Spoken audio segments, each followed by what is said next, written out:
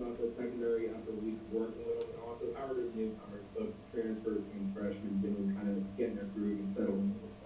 Yeah, well, big picture wise, we've done a really good job as far as coming to work and just trying to compete and get better.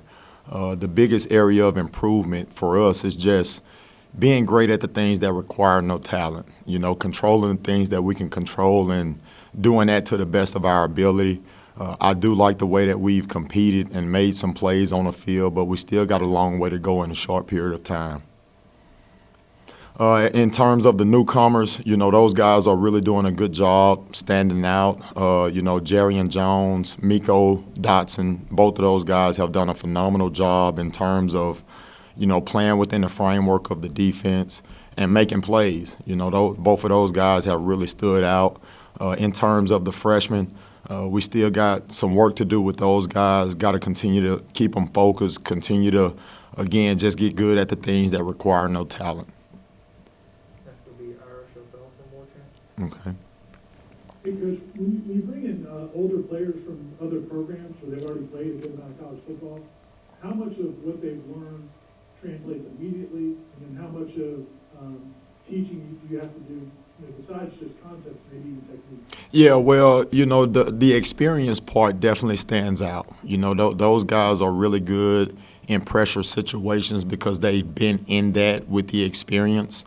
In terms of the technique and fundamentals, the good thing for both of those guys has been a lot of carryover from what they've done at their previous institutions to what we do now. Just some little things that they've had to adjust to in terms of what I teach in comparison to what they've been taught. But again, they learn quick. They some guys you tell them once and they got it. So it's been a really smooth transition in terms of picking up what we do and how we do it.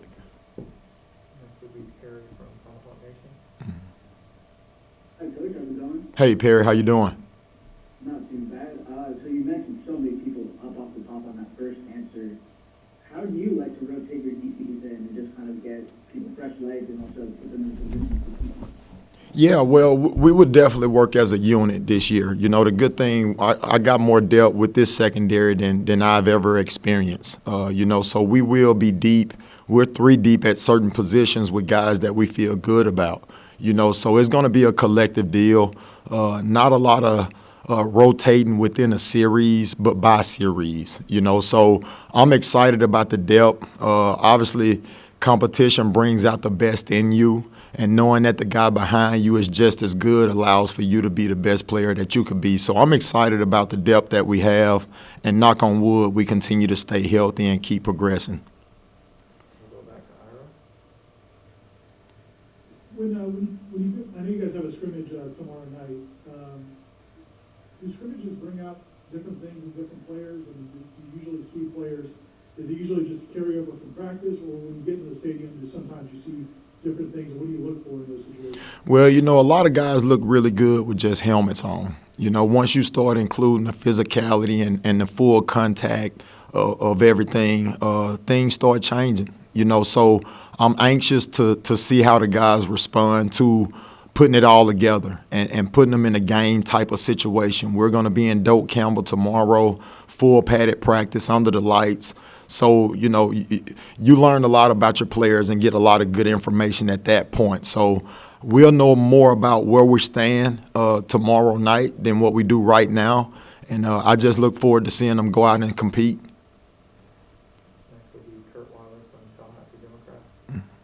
Hey, Coach. When you got so many guys you talked about, the depth of the unit, a lot of guys who may not have played, especially here, how are guys like Asante and Dancer, those kind of those established guys, and kind of show them the way? Yeah, well, and that's the area where I'm asking them to improve at, just leadership and teaching the guys that haven't been here the standard of being a Florida State defensive back. And, those guys have really been good for the room in terms of their expectations from a player-to-player standpoint because, on good teams, coaches lead. On great teams, players lead. And just continuing to show those guys how to take ownership within the room. It's their group. It's not my group, So we just got to continue to progress and improve in the leadership department. And I like where we're going at this point. As from Woodson? You had great success at Auburn, with the defensive coordinator like Kevin Steele. What's it been like for you, I guess, having Adam Fuller, the defensive coordinator, sort of be maybe a little more hands-on with helping out in the defensive backfield?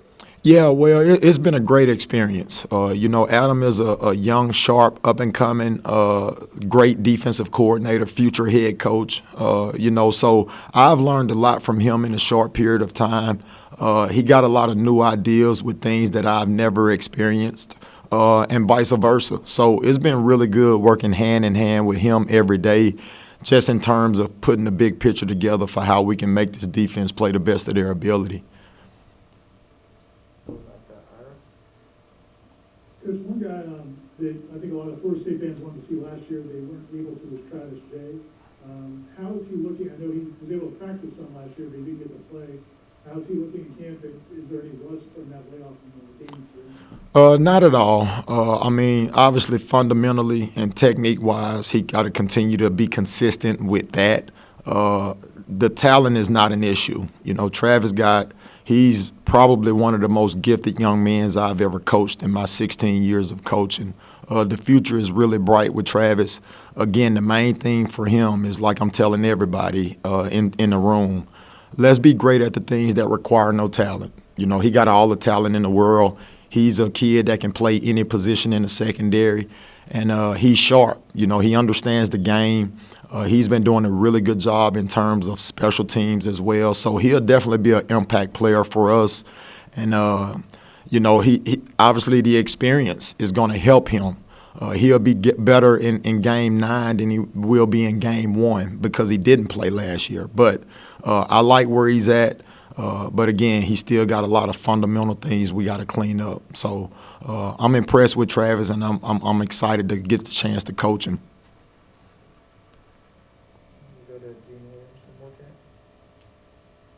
Good afternoon, Coach. Good afternoon. How you doing, Gene? Pretty good, thanks. I want to ask you about Jaden Smith. We talked to him the other day, and he mentioned, I asked him kind of his position. I think he described it as a Swiss Army knife. How are you lining him up in this secondary? Is it kind of a hybrid position, and then how has he been doing it? Yeah, Jaden is very consistent, very reliable, very dependable, and he's a really good player. He fits the buck position that we're playing him at. His strength is physicality, so we will be getting him involved a lot with the run game as well. And he's not a liability when in terms of coverage. So I'm excited to have Jaden. He's doing a really good job as far as being a leader and, being a leader by his actions. I'm continuing to challenge him to be more of a vocal leader as well. But I'm excited with where Jaden is at, and he definitely shows up every day to come to work, and arguably the most consistent player in the room for sure.